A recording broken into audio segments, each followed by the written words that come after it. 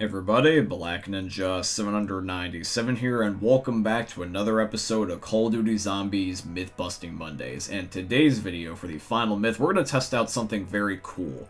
We're going to be seeing if whether or not that we can spawn back in some scrapped or cut concept of guns in World at War Zombies. Guns or weapons that never saw the light of day within the official game, but we can end up doing a little trick to put them back in the game and use them as if they were intended to be that way.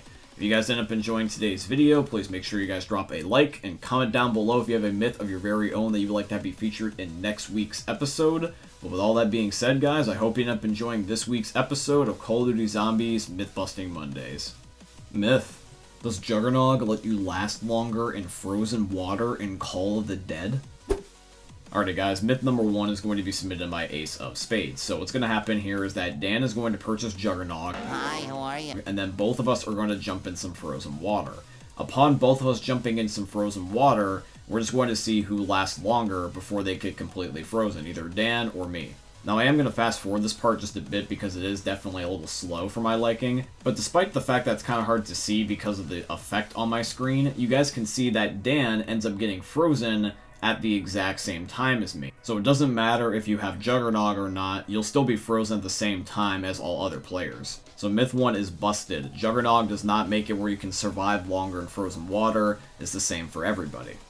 Myth: in Zetsubo no Shima, can you use rainbow water to fill the temporary generators?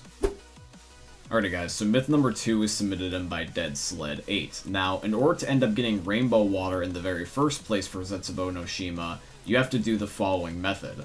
Via the fast travel system in Zetsubo no Shima, if you end up taking it and see these element 115 rocks that are the color blue inside this tube and hit your interact key, you will get rainbow water.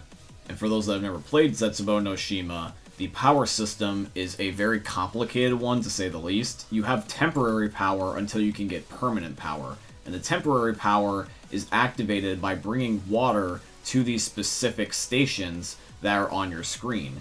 And so in order to power them up, you normally need blue water, but can you do it with rainbow water? Unfortunately, no. It doesn't let you. There is no hit scan for it, and the game just ignores your rainbow colored water.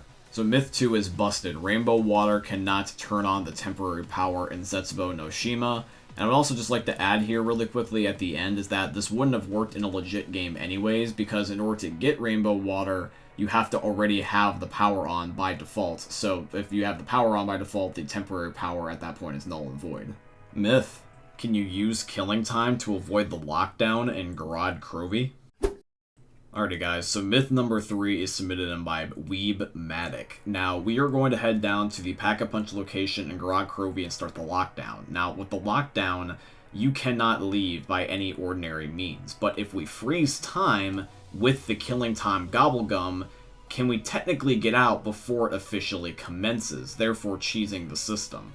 And just to make sure that there's zero confusion, the whole entire area is open at the moment, and this is actually going to be the exit that we're going to try to take when we're starting this myth.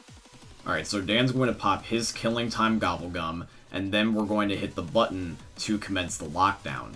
So at the moment, time is frozen, and we have activated the lockdown. Now this is the interesting thing, is that the door to the hatch to escape is now locked, even though technically time is frozen still. The windows are still open, but that hatch door is locked. So in other words, technically killing time has an exception here. Treyarch makes it where this one specific door will still shut anyways, so you can't cheese the lockdown system. And now you guys can see that when killing time wears off, the lockdown commences as normal. So myth 3 is busted. You cannot use killing time to cheese the lockdown system in Krovi. The one door that leads to your escape will still lock anyways, and the only way you can actually escape is if you no-clip back through the door. Myth: if a Thrasher eats a down player, does using Phoenix Up kill the Thrasher? Alrighty guys, so myth number 4 is submitted in by Lava. So Dan here has now downed in front of the Thrasher, and as soon as the Thrasher realizes what's happened, it's going to pick him up and eat him, and now Dan is inside of its stomach. So I'm going to get at a safe distance, and then I'm going to pop my Phoenix Up Gobblegum and see if I can rescue him. So ladies and gentlemen, the verdict is yes, the myth is confirmed. Phoenix Up can save your teammate if they are eaten by a Thrasher. And this also means that if they do end up losing their perks, they will also get them back. Alrighty guys, final myth time. So the final myth, once again, is going to be, can you spawn in secret weapons or cut weapons in World at War Zombies? And I just want to mention something just really quickly here, is that even though the wording of the myth is not the exact same in the actual Discord message as it is in the title, I will explain my reasoning why and tell you guys what I slightly changed. But other than pointing that one little thing out, let's now move on to the final myth of the episode. Myth: can you spawn in secret or cut guns in World at War Zombies? Alrighty guys, now it's time for the final myth. Now here is the original myth in its original wording. This myth is submitted in by my friend Tyler, and he wants to know if you can specifically spawn back in the cut Mosin Nagant sniper rifle. The only thing that I'm going to slightly change about this myth is not going to end up being a big deal, because all I'm doing is just going a little bit above and beyond. Instead of just trying to spawn in specifically the Mosin Nagant, I just thought, hey, why not try to spawn in multiple secret or cut guns in World at War? Now, some of these are easy to put back into the game. All you gotta do is just use the developer console and type in give all, and you can get some of the weapons that you've probably seen in multiplayer, which is the zombie hands called brains, and then also the default weapon, which is this guy using the finger guns. Now, there is some weapons that are harder to spawn back into the game, such as specifically what Tyler is asking for, which is the Mosin Nagant.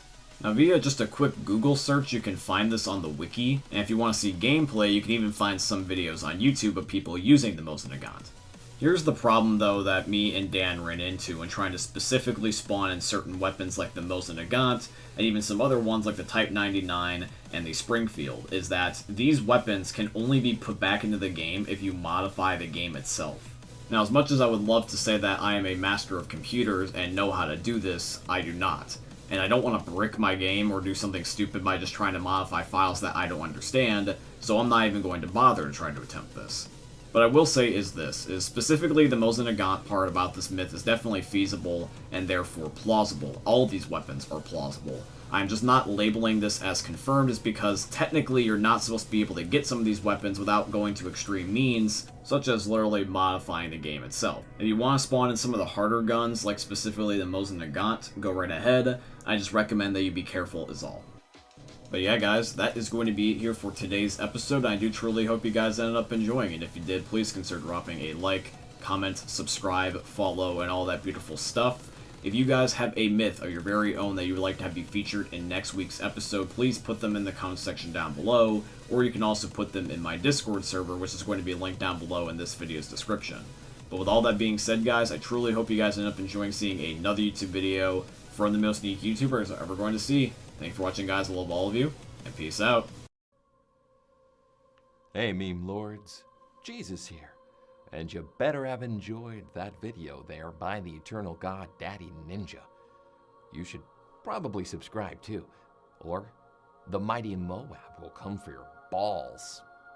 If you enjoyed the video, you might like it too. And give me the memes. Flash, bang, boom!